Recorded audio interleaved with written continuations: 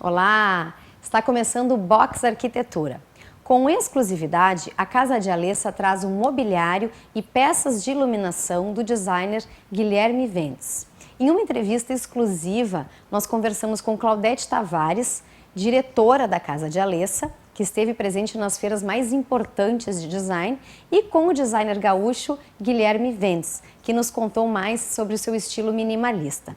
Confere aí a nossa entrevista com eles.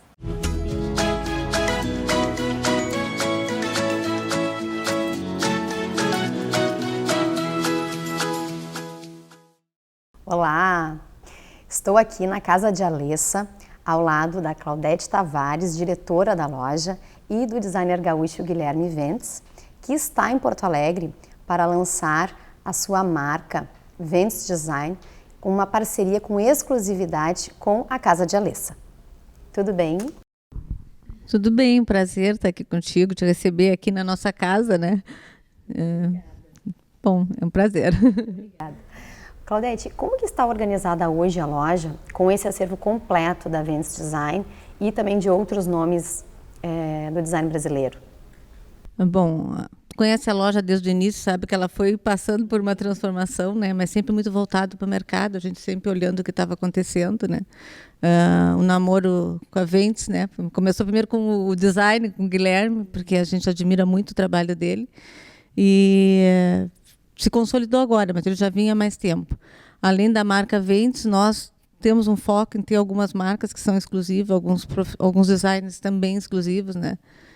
Por exemplo, tem fábricas que nós temos exclusividade, como a Saint-Germain, e aí terminamos carregando todos os designers que ela trabalha. E tem alguns designers que a gente vai atrás das fábricas que eles têm, né? E termina indo, mas o foco é o design brasileiro e a gente também busca muito novos nomes também, né? Então, o que está vindo de novo, a gente está sempre atento no mercado. Inclusive, tu estivesse presente agora nos primeiros meses do ano nas principais feiras de design do mundo, né? Que é a Maison Objet. E eu estive na Alemanha também. E a Alemanha é uma feira que ela é bem mais antiga, até na época nem existia Milão, então ela já lançava as tendências, né? Ela segue sendo uma feira muito importante, ela não tem o mesmo, vamos dizer, o mesmo glamour, mesmo como tem a Milão, né? Mas é uma feira muito boa, eu gosto, não é? Eu já fui outras vezes, eu voltei esse ano. É bom sempre, a coisa boa é assim, que o que a gente tem percebido, né? Que o design brasileiro está muito forte e fora do Brasil, né?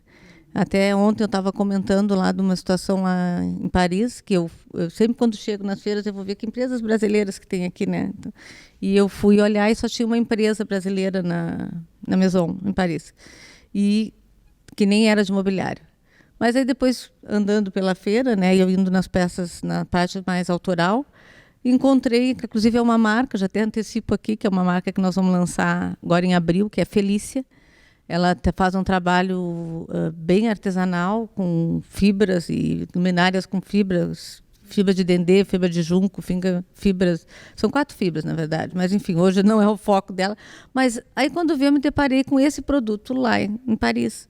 Eu disse, nossa, mas não tinha essa... E aí eu fui ver que era uma empresa alemã que é focada em vender produto design brasileiro fora do Brasil.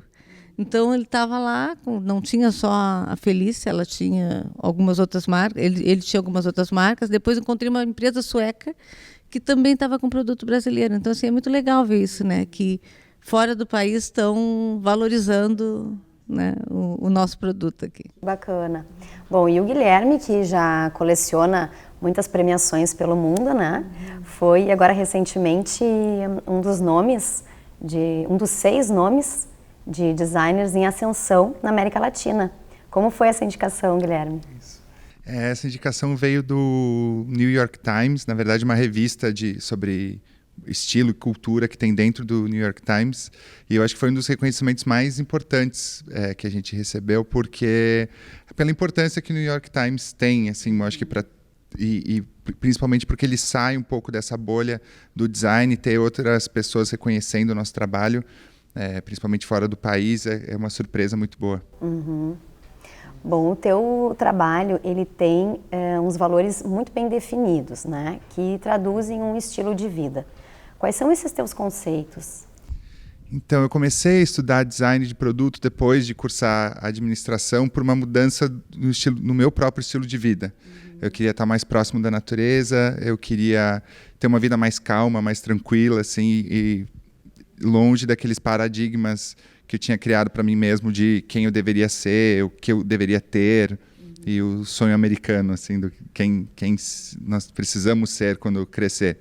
E aí, nessa mudança, com o tempo, e não foi imediato, foi muito mais orgânico, na busca de uma linguagem para o meu próprio trabalho autoral, eu fui vendo muito sentido nesse meu próprio estilo de vida e o que me levou ao design. E eu comecei a entender que, como a arquitetura e o mobiliário, como sendo parte dela, são importantes como uma plataforma ou então uma cenografia de um determinado estilo de vida, né? Como a forma de sentar altera como a gente se relaciona com a casa e também como a estética de todos os objetos que estão ali podem nos acelerar, nos acalmar, nos remeter a experiências urbanas, naturais, nostálgicas, e o poder que a casa tem no nosso próprio bem-estar. E comecei a, então, encarar a casa como uma forma de refúgio urbano. Então, mesmo hoje eu vivo em São Paulo, e imagino que muitas pessoas vivem nessas grandes cidades, como Porto Alegre mesmo, que tem uma vida urbana intensa, mas comecei a encarar a casa como um lugar de refúgio, que eu pudesse ter um pouco das experiências que eu tinha quando viajava para esses lugares mais remotos.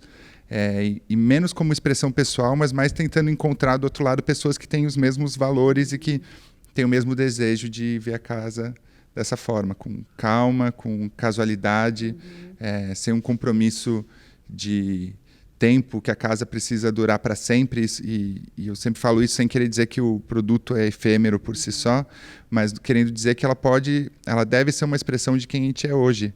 Hoje a gente muda muito mais de casas ao longo da vida, os formatos familiares são completamente diferentes, o tempo que isso acontece também é muito diferente. Então a gente pode se permitir ter uma casa hoje que é uma expressão de quem a gente é hoje. Se é mais casual, se é mais jovem, enfim, isso pode mudar com o tempo e a casa pode ir se mudando com a gente. Eu acho que esse é o grande vantagem dos tempos que a gente está vivendo agora. E com essa ideia de que o teu produto digamos, é a cenografia, né, do espaço onde a gente vive, ao mesmo tempo ele se destaca pela sua forma, né, pela sua função. Exatamente. Tem algumas abordagens que eu costumo ter ao projetar, que eu acho que uma principal seria tentar tornar o produto muito simples. Eu acho que isso eleva alguns valores. Um que tem a ver com toda a escola modernista da forma segue a função, tentar encontrar a essência do produto e ele não ter excessos. Isso é um valor, acaba sendo sustentável de certa forma, por usar menos materiais e tudo mais, mas tem mais um valor em significado para mim, assim, de ser menos, consumir menos, ter poucas coisas muito bem pensadas e que essas coisas sejam funcionais de fato. E aí depois tem os valores mais psicológicos, semânticos, assim, que a gente tenta carregar junto com o produto, que tem a ver com principalmente com buscar formas que nos remetam a um ambiente mais tranquilo, mais leve. E eu realmente acredito que se a gente consegue, de alguma forma, mimetizar algumas coisas que acontecem na natureza, e é difícil falar isso sem, talvez, ilustrar com os produtos, mas às vezes usar a gravidade, às vezes copiar um formato que uma planta é construída. E eu tento fazer isso de uma forma muito sutil, não caricata, mas eu acho que a partir do momento que a gente está num ambiente que essas coisas parecem mais naturais e não artificiais, a tendência da gente é relaxar, e se acalmar e, de novo, tentar tornar a casa como não só uma expressão de estilo de vida, mas uma plataforma que esse estilo de vida aconteça e quase um antídoto assim, para a vida urbana, que é muito corrida. E o teu processo criativo, ele segue essa linha também de se sentir mais à vontade, ou é uma loucura? Não, o processo é caótico. Eu acho que tem esses valores que já estão em mim, assim, e eu vou fazendo filtro na criação considerando esses valores. Às vezes acontece de uma forma um pouco mais metódica, assim, tem alguns exemplos de produtos que eu apaguei tudo que eu tinha e comecei do zero, pensando, bom, se eu tivesse no meio da mata e precisasse criar um vaso, como que ele seria? Quais são com elementos básicos? mas normalmente ele acontece de uma forma muito caótica e com 1000 coisas ao mesmo tempo. E eu gostaria, e eu esperava isso no início, que eu tivesse inspiração quando eu estivesse lá na praia, e daí eu passaria muito tempo na praia, mas as coisas acontecem porque eu tive essas experiências, e elas estão em algum lugar na cabeça, mas a criação só sai quando eu estou sentado na frente do papel, assim, e com muito café. Eu não sei se a gente pode dizer que tu chegasse a fazer uma transição de carreira. Tu era da área da administração, isso? Isso, foi muito... Eu era muito novo, né? Então eu saí da escola sem saber muito o que fazer, mas, de novo, como eu falei, tentando com essas expectativas de futuro. Eu nasci em Caxias do Sul, que é uma cidade basicamente industrial, então eu esperava ter alguma carreira corporativa. Fui para administração, que eu fiquei, quase me formei, acho que foram 3 anos e meio, 4 anos que eu fiquei lá. Já trabalhava na área, mas nos primeiros trabalhos, assim, não sei se eu posso dizer que eu tive uma carreira dentro da administração, mas eu já estava inserido de alguma forma. E aí foi aí que eu comecei a questionar e mudei para o design. E a administração, ela de certa forma te ajuda nos teus processos dentro do teu escritório, da tua empresa? Com certeza. Eu comecei primeiro só não, né? Mas sendo designer. Então, prestando serviço de design, me juntando a outras marcas que tinham lá sua forma de produzir, de comercializar, o seu público-alvo, e eu desenhava para elas, assinava peças. E isso foi na Riva, de objetos, na Decameron, de estofados, na Lumine, de luminárias, e aí eu fui pegando um pouco de experiência com cada uma delas. E há uns 3 anos atrás, eu comecei a querer construir uma marca própria, para levar esses conceitos também para a parte de... toda a parte, a estratégia comercial, a embalagem, a fotografia e tudo mais. Então, acho que a administração hoje é mais importante que nunca para eu tentar entender a complexidade do negócio.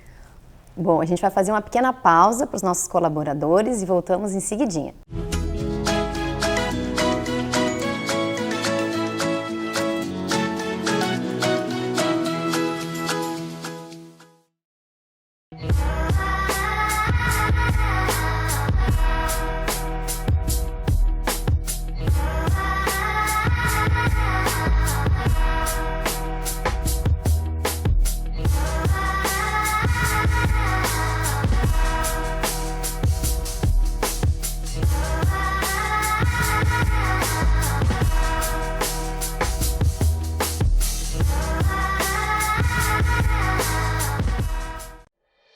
Um ambiente tem que ser original, assim como você sonhou.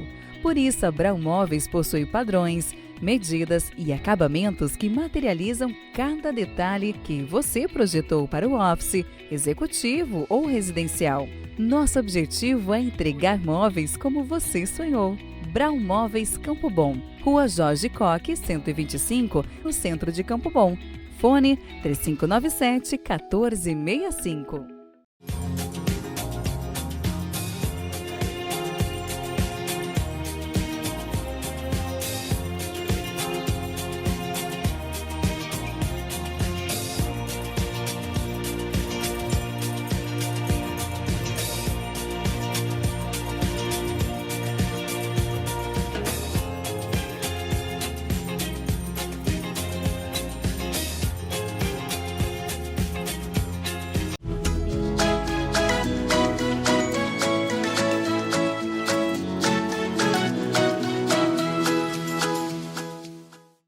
Olá, estamos de volta aqui na Casa de Alessa, hoje com Claudete Tavares e o designer gaúcho Guilherme Ventes, numa entrevista muito gostosa. Guilherme, seguindo aqui então, tu estás com uma loja conceito em São Paulo agora, é isso? Isso, como eu tinha falado, a gente criou alguns anos atrás, eu com um sócio, a marca própria com esse ideal de cuidar de todas as pontas do negócio e não só do produto. E eu acho que isso, a marca culminou com a abertura da loja conceito, porque ela, pelo menos a gente tenta expressar em todos os detalhes da loja esses conceitos de estilo de vida e tudo que passa por trás da marca. Então a arquitetura, que é do Felipe Hess, foi muito, sou suspeito para falar, mas fui muito feliz assim, de fazer uma coisa que de fato parece a casa da marca. E a forma de expor os produtos, as embalagens, todos os detalhes, a música, enfim, é pensada para criar esse ambiente, de novo, de uma forma cenográfica para esse estilo de vida que a gente defende. Há quanto tempo tens a loja? A loja foi aberta em agosto, durante o Design Week de São Paulo, final de agosto do ano passado. Então está com 7 meses, alguma coisa assim. E agora a gente está fazendo esse trabalho ao longo desse ano, que começou já, como a Claudete falou, com umas conversas antigas, mas agora a ideia é ter a marca com uma loja conceito em São Paulo, mas ter os embaixadores das marcas nos determinados, exclusivos por regiões do Brasil. Então são pessoas que podem levar todo o conceito da marca e eu acho que o mais importante é que eles já têm os mesmos valores que a gente. Então eu acho que foi muito fácil assim, a gente se encontrar e fazer esse trabalho, poder levar isso para cidades e ter um apoio local. Então, ao mesmo tempo que a gente tem um lado conceitual lá em São Paulo, a gente tem sempre um apoio local do embaixador. Que bacana. Onde é que fica lá, Guilherme? Fala pra gente. Fica nos Jardins, na rua Peixoto Gomide. E é isso, é uma área... A gente quis sair um pouco da bolha da decoração para ficar mais próximo da moda, dos restaurantes, que a gente acha que faz mais sentido. Com certeza. Quando a gente ouve tu falar do teu trabalho, a gente percebe uma delicadeza e um respeito muito grande à natureza, né? Qual a tua matéria-prima principal, digamos assim, e a tua questão com a sustentabilidade? Eu nunca tive uma matéria-prima principal, eu acho, porque meu trabalho foi sempre com as empresas e tentar entender o know-how delas para fazer. A madeira se repete muito porque ela tem usada em abundância, mas tem muito... Não só tem em abundância no Brasil, mas tem muitas empresas capacitadas para trabalhar com isso da melhor forma. Então, acho que a madeira se repetiu um pouco mais, mas o meu objetivo é explorar o máximo de materiais possíveis. Já trabalhei com metal, vidro, pedras naturais, enfim, uma série de tecidos. E a ideia é ir expandindo isso mais, porque eu acredito numa construção de uma linguagem que vai além do material e sim está na ideologia e nos conceitos do próprio produto. E de novo, quero que os produtos lembrem a natureza de certa forma, e o respeito, eu acho que primeiro se dá pela ideia de consumir menos, de ter poucas peças muito bem pensadas, e ter um mínimo no ambiente, que é uma coisa que eu gosto muito. E embora a gente não tenha um programa de sustentabilidade, né, onde a gente rastreia todos os passos, eu acho que acaba sendo natural no trabalho de todos nós, na geração que a gente está, tomar todas as decisões para ser o mais sustentável possível. A escolha do tecido, como esse que a gente está sentado, que é um tecido todo reciclado, de PET e de algodão reciclado mesmo. A escolha da madeira de manejo florestal, que é uma técnica que a gente acredita, de madeira certificada de fato. Enfim, são pequenas escolhas que são feitas para tentar ser o mais sustentável ao nosso alcance. Aproveitando o gancho, então, essa cadeira que o Guilherme está sentado é a cadeira tela. É isso mesmo. Vamos aproveitar e falar um pouquinho dos teus produtos e a gente vai passando imagens aqui para que a gente possa acompanhar. Essa é a tela. Essa cadeira tela, ela faz parte de uma linha que tem a poltrona, a cadeira e a banqueta. Ela foi crescendo ao longo dos anos e foi, na verdade, um projeto que partiu da própria tela, desse material que, na verdade, é feito de algodão e não como a palhinha tradicional, embora ele imite a palhinha. Ele é feito com material também natural, mas muito tecnicamente mais resistente, mais flexível, mais macio também. Mas foi quando eu comecei a exportar e fazer as primeiras exposições lá fora, antes disso eu não tinha uma preocupação com brasilidade. E aí começaram a ver e trazer uma crítica construtiva, na minha opinião, de que tinha uma brasilidade na casualidade, na naturalidade das coisas. E aí nessas primeiras coleções eu até me apropriei disso para o uso das texturas, tentar levar essa carga brasileira, tropical, assim, já para esse estilo que eu sempre quis que fosse contemporâneo e internacional, de certa forma, não ter um peso, mas como que seria uma leitura quase de fora para dentro, né? Como alguém de fora olharia para as referências brasileiras. Então teve esse uso da palha numa outra escala, né? uma releitura disso, mas também da cerâmica, terracota e outros materiais. Que outro material que a gente vai passar aí agora? O pendente corda, pode ser? Pendente corda tem sido um dos produtos de maior sucesso assim, nosso, eu acho que mais icônicos talvez. Talvez pela própria simplicidade, assim, falando do processo criativo, que eu queria era colocar a corda, o cabo de energia, que normalmente fica secundário, colocar ele como protagonista do projeto. Então ele foi desenhado tem uma fina estrutura de metal ao redor da esfera de vidro, e ele foi desenhado para parecer uma continuidade da corda e ter essa relação clara de gravidade, como se a bola tivesse pendurada. É linda essa peça. Obrigado.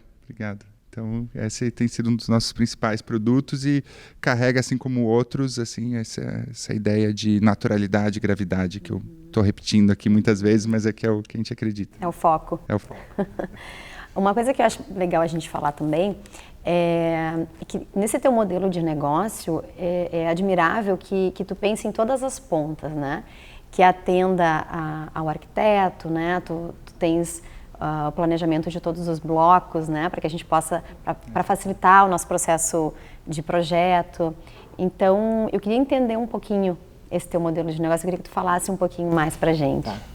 Quando a gente começou a marca própria, nossa principal objetivo ou preocupação era não seguir os vícios do mercado que já existiu e tentar ser uma marca atual para o modelo de consumo, para a geração que está comprando agora. A gente via outros mercados muito mais atualizados, com muito mais velocidade do que o mercado de imobiliário em si. Então a gente partiu de umas premissas básicas, que era tentar tornar o preço mais justo possível com a entrega e deixar ele igual em todo o país, então todos os embaixadores têm o mesmo preço, tem a opção de comprar online, no próprio site tem acesso o próprio preço foi uma coisa escondida por muitas lojas, né, durante muito tempo, e a gente coloca isso como parte do produto, porque ele faz parte e todo mundo quer ter a informação muito rápido. Os blocos 3D, ficha técnica, tudo está disponível e tudo é igual entre não só na nossa loja em São Paulo, mas com todos os embaixadores. Eu acho que foram essa forma de ver o mercado mais nova, tentando renovar, atualizar o mercado de imobiliário que fez a nossa parceria acontecer, né? Que são coisas que a gente tinha em comum e conversava muito e queria se colocar dessa forma, né? Então acho que por isso está dando muito certo. E há também um capricho, né? E uma preocupação muito grande com todo o produto, né? Até a caixa, eu vi agora a caixa das amostras, né? Dos produtos do Guilherme, é um capricho, a gente vai poder mostrar aqui também, eu vou passar as imagens aí, então acho que tem realmente uma preocupação admirável, né, que é um trabalho completo. Obrigado. A preocupação era justamente essa, assim, como a gente cuidar do início do processo do produto à ponta, assim, a experiência de venda, seja na loja, seja fora, mas nesses pequenos detalhes, a embalagem, a pós-vendas, enfim, é um papo meio de administração que está enraizado em mim, mas é que o que a gente acredita que deve ser uma marca mesmo. E funciona, né? Bom, eu queria falar também sobre uma questão um pouco polêmica, vamos dizer assim, né? Que eu acho que é uma pergunta para os dois. A gente tem ouvido falar muito em democratização do design, né? Para nós, como profissionais da arquitetura, quando a gente vai especificar em um projeto um mobiliário de design assinado, ainda existe uma dificuldade, né, em educar o cliente nesse sentido. Como fazer esse exercício, Claudete? Talvez tu possa nos ajudar a esclarecer. Tu começou falando, eu acredito muito que é um processo de educação, né? A gente vem de uma história que as pessoas às vezes comparam, né? A gente aqui nem chama de cadeira, a gente chama uma peça, né? É uma peça que dá para sentar, ela quase que às vezes é uma peça de arte, né? Então é um produto diferenciado, né? Eu acho que às vezes tem isso, acho que o Guilherme há pouco a gente estava falando aqui no intervalo, mas do quanto, e eu achei muito legal que ele abre, quanto as pessoas, essa peça assinada, então que tem um preconceito de que então é assinada, ela é cara, ela vai custar mais, não é por isso, não é o design que vai fazer isso, né?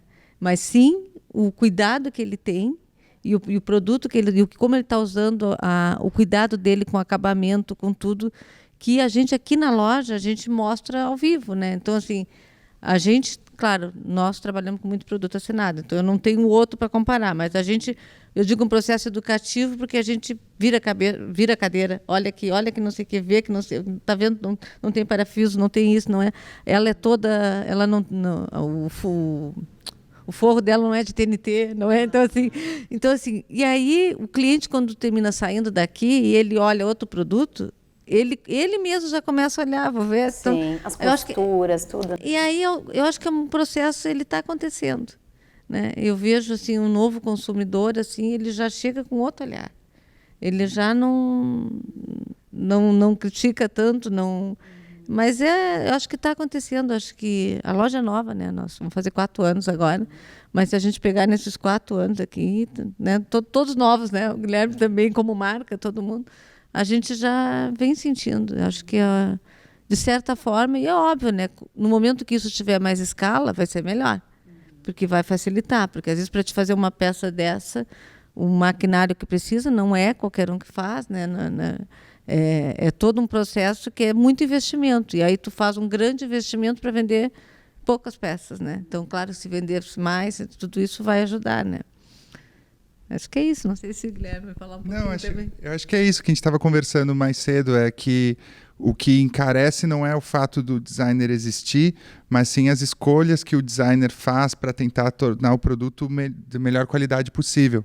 Então, essa madeira, como a gente estava falando, é de manejo florestal, que alguém vai lá e retira uma árvore no meio de uma mata para não estragar as outras que estão ali, e depois outra em outro lugar, e só vai voltar para aquela área para tirar outra árvore depois de X anos.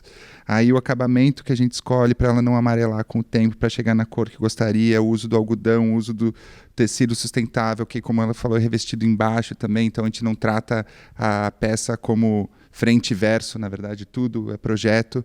Então, uma peça assinada, eu acho que ela leva a responsabilidade do designer de cuidar de todos os detalhes.